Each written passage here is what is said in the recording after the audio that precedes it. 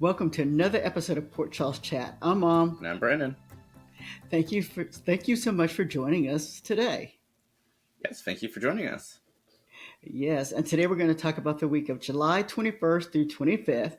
And just so that everyone knows that we are actually taping this on July 30th. So sorry, we're running a little behind. All right, Brandon, have you had a good week too? Oh, yes, I have. How about yourself, Mom? I have had a good week. All right, let's get started.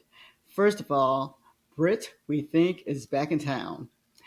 Jason believes that he has seen Britt get on a plane, and then he begins to have flashbacks about her. Bran, what are your thoughts? Do you think this is the real Britt?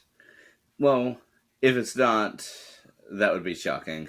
I'm pretty sure that it's the real Brit at this point, in the sense of that we've had these giant flashbacks, and I don't, I don't know how it could not be Brit, despite the fact that she was killed by a hook and had a life-threatening disease. Yeah, the fact that she was killed right in front of us, or died rather, right in front of us, I should say. Yes, so this will be interesting to see how they explain it. I guess that would mean she's faked her death, but and the question is her mother in with it? Do you think Obrecht knows? She probably knows more than she's letting on, but I doubt she knows the full picture. Okay, and I'm betting that Obrecht does know. All right, so we'll see which one of us is correct when we look ahead. All right. Now, Obrecht, on the other hand, is back in Port Charles, and she's beginning to mingle with other people in town. She has seen Nina and Willow and just a plethora of people. And, what I've liked so far is that Obrecht is just as sassy as she was when she left. All right, Brandon, your thoughts of Obrecht? Oh, I mean, I definitely enjoy her fresh breath of fresh air, and as I've mentioned, I believe two discussions ago that, I mean, I feel that she fits perfectly within the current character canvas. Yeah, I think she does too. And then Cody and Molly bond again. We've seen them together doing all sorts of weird things. They're actually in a normal place this time. They're actually at the Metro Court because that's where everyone hangs during the summer. And so they are there on the rooftop. But however, Christina is there also, and she is not happy about this. The next big character I want to talk about is Portia. Portia admits to Willow that Drew is blackmailing her. Um, Willie, on the other hand, says she's still in love with Drew. And so it sounds like she was just going to take this information to know, but as far as she's concerned, Drew is the best thing that's happened to her. Bran, were you surprised that Willow didn't really react to this? No, not really. I mean, she has seemed very desensitized to practically everything since she was hospitalized after the whole custody hearing. So I'm not really surprised. I mean, she didn't even flinch. No, she did not. Not at all. And then the wedding is supposed to occur this week between Willow and Drew. I didn't think they would take it that far. So, anyway, the wedding is going to occur. And just while Willow's alone alone in her dressing room, Curtis comes to see her. And he tells Willow that Drew had an affair with Nina, which is, of course, her mother. So we have a shocked Willow. What were your thoughts about all that? I mean, is it really an affair one if Nina and Drew were together before Drew and I mean if Drew and Nina were together technically before Drew and Willow, and technically Willow would be the one having an affair since she was the only married person in all of this. But nevertheless, though, I mean, yeah, I really like that Curtis was just able to swoop in to do this. Portia was on her way of resignation, but nope.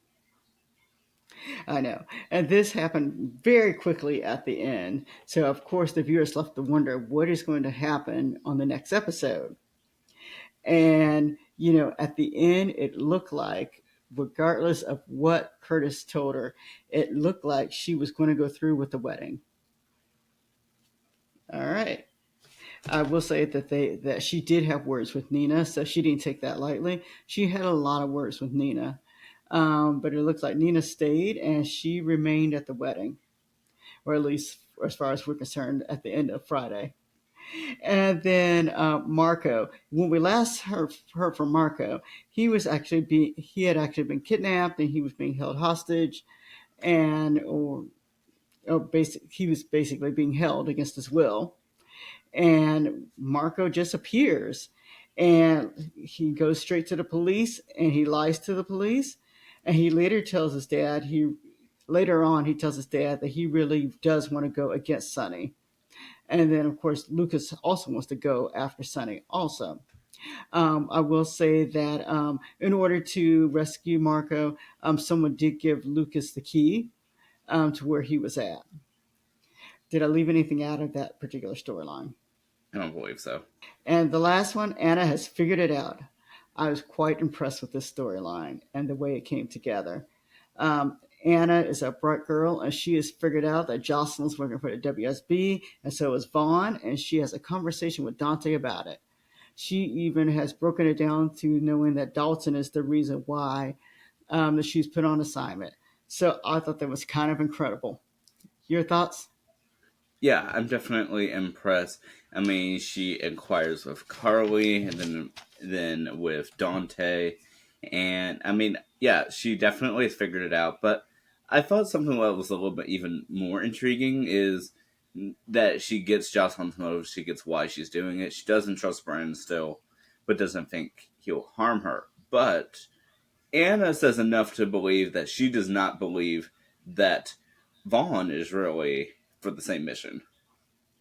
Yes, that was interesting. So we'll have to see what Vaughn ends up doing, and is he related to someone in Port Charles? So that'll be interesting to see. All right, performer of the week, Brandon. When you and I talked, I probably had like 6 or 7 performers of the week, and then when it came down to it, after we were talking later, I came down to two. Um, the first one is Willow. For the first time in a very long time, I thought Willow did an incredible job as the performer of the week.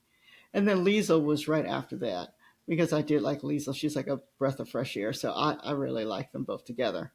All right, Brandon, who are your performers of the week? Yeah, I think for this week, I almost had to split up the first half of the week and the second half. And Okay. so my first half, I'd have to say Lucas and Marco. I really liked both of their dynamics. I thought they just did a really good job. But for the second half of the week, it is easily, like you said, Willow followed by Liesel. I mean, there's no contest. Yes. And as for amusing scenes of the week, I got a kick out of Marco's police story. When he went to the police, he told a far tale about what happened to him. He went into such details. I mean, you had to know it was a lie. But anyway, Marco's story to the police I thought was really funny. Sorry. And then Brooklyn and Lois, when they were on TV, I thought they had a cute little conversation. And so I was kind of amused as they were kind of going back and forth with each other. And then and then the last one has to do with Spinelli. So yeah, Spinelli, James, and Liesel, and they are axe throwing. That was cute as could be. All right, Brandon, what are your amusing scenes of the week? Well, first of all of those. Mm-hmm. And I'm Oh going to yeah. add to it, and okay. Actually, I'm going to add two. Okay, one of them, since you mentioned the axe throwing, I'm going to have to say is when Lou called up Dante to meet her at the axe throwing place, and then Dante's like, did you seriously call me in the, to throw axes? I was kind of in the middle of something. Um, and so, Yeah. yeah, that one. But also Lois, just speaking with the talk show host for that episode. I don't know. I kind of was amused by their conversation. How the lady was just reacting to the whole nurses ball fiasco. Yeah, that was cute. It really was. All right, Brandon. So heartwarming scenes. For me, Rocco and Jason. I like the scene they had together. They're kind of building Rocco and Jason up in regards to as Jason acting as some sort of parental figure for Rocco. Jason doesn't want to take anything away, of course, from Dante, but they do have a nice little bond together. All right, your thoughts for heartwarming scenes? Well, you'd think that Jason would be spending more time with Danny.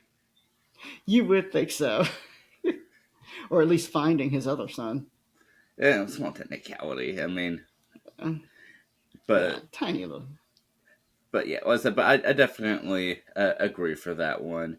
And I'm also gonna say the little bit of conversation and dialogue, which is very brief, that we do get between Lois and Brooklyn, and then I'm also going to say Brooklyn and with Tracy. Okay, that sounds good. And then I added a new category, and I call this one Great Detective Work. This goes to Anna. I like that she figured it out. Do you have anyone you'd like to add to that category? I know I didn't tell you about it. No, I mean I fully agree. I mean the PCPD has got that one all under wraps. They can't manage to catch any bad guys aside from Valentine, but they got that. Yes. All right. For welcome back, Lois. She's back again, and welcome back to the person who's in charge of the QVC or whatever it is that they're doing over there. Welcome her back too. Did I leave out anyone, Brand? I think that's it. All righty. And I don't think we said goodbye to anyone this week. It was last week in which we said goodbye to Sasha. But anyone else to say goodbye to? Well, Lois did leave again. Yeah, but she came there, so to me, she's a welcome back. Alrighty. And then as for next week, I am looking forward to see what the fallout is from Willow's wedding. Will she go through with it? My thought, no. But you never know. So the question is, will she go through with it? What are your thoughts, Brandon? Well, one, we have seen it, but even outside of that, You weren't supposed to tell the audience we've seen that one episode. Okay. well, that being said, I still never thought that per se that she's going to go through with it. But something I'd planned to say though was I feel that regardless of the outcome of this wedding, that the whole Willow and Drew thing is not over yet. No, I don't think so either. I really don't. Brandon, is there anything else you want to talk about for this episode? You Or know, this week, rather? yeah, going back to something that we were saying over the past 2 weeks, I really do think that we're going to see this whole relationship played out a little bit differently between Drew and Willow.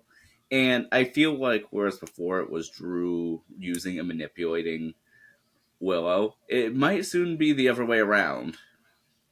Yeah, you've said that several times to me. You think that Willow's going to begin manipulating Drew, or maybe even other people in general. Yeah, and I've just it just hit me that we did forget a major plot this week. Oh, what was that? That Nina pieced together who it was that was messing with Daisy. Oh, that's right. And I think Drew figured it out too. He did. I think Drew has some sort of epiphany. Yeah, so that is interesting, and we'll have to see what they do with that information.